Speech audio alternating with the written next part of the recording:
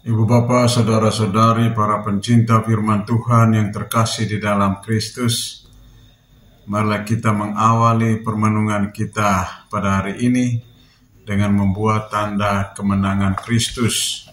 Dalam nama Bapa dan Putra dan Roh Kudus. Amin. Bacaan dari Injil Yohanes bab 15 ayat 9 sampai 11. Seperti Bapa telah mengasihi aku, demikianlah juga aku telah mengasihi kamu. Tinggallah di dalam kasihku itu. Jikalau kamu menuruti perintahku, kamu akan tinggal di dalam kasihku, seperti aku menuruti perintah Bapa-Ku dan tinggal di dalam kasih-Nya. Semuanya itu kukatakan kepadamu, supaya sukacitaku ada di dalam kamu dan sukacitamu menjadi penuh. Demikianlah sabda Tuhan.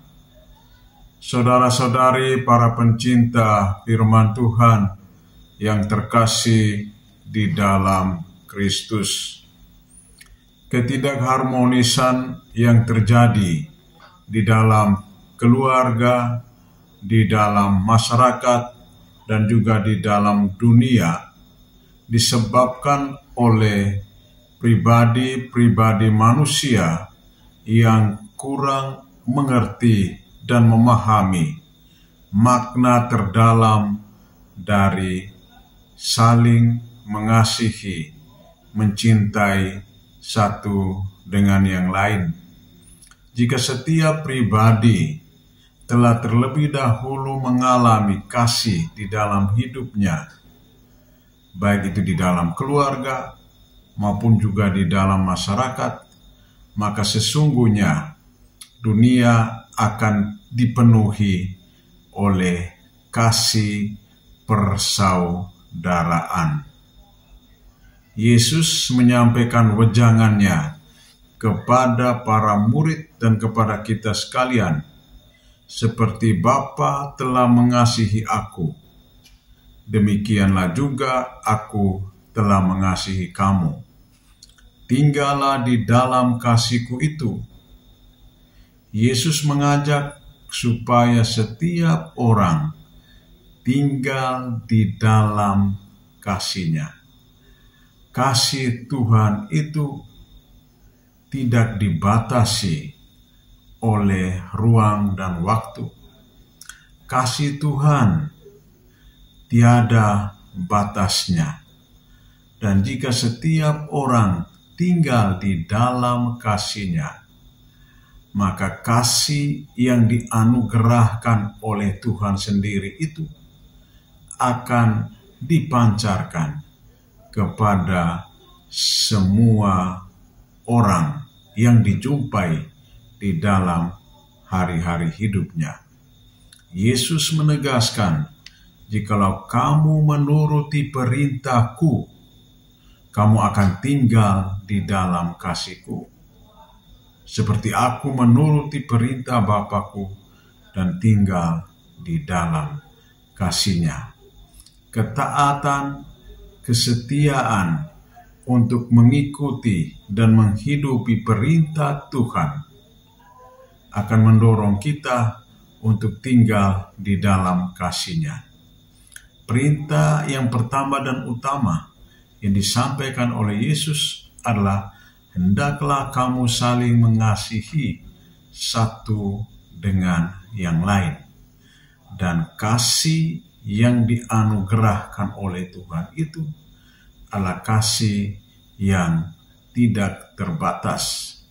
Artinya orang harus mampu untuk menerima siapa saja di dalam kehidupannya. Bila kita menghubungkannya dengan bacaan dari Kisah Para Rasul bab 15 ayat 7 sampai dengan 21, di situ Rasul Petrus menyampaikan kepada para pendengarnya bahwa kita tidak boleh menimbulkan kesulitan bagi bangsa-bangsa lain yang berbalik kepada Allah. Karena apa? Karena mereka juga mau menerima, mengalami rahmat, anugerah, keselamatan dari Tuhan sendiri. Ibu Bapa, saudara-saudari, para pencinta firman Tuhan yang terkasih di dalam Kristus, di dalam perjuangan hidup kita setiap hari, sebagai para pengikutnya, kita diajak untuk selalu berada di hadirat Tuhan dan hidup di dalam kasih-Nya. Bila kita sungguh-sungguh hidup dan tinggal di dalam kasih-Nya, maka kita sendiri akan mengalami damai, sukacita yang dianugerahkan oleh Allah kepada kita.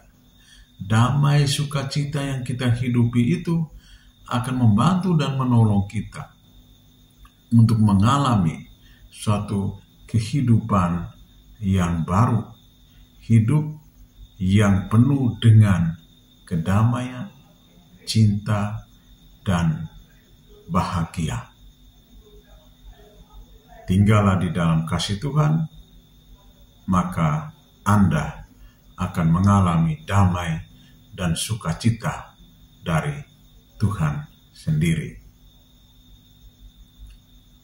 Semoga Tuhan membantu dan menolong kita. Dalam nama Bapa dan Putra dan Roh Kudus. Amin.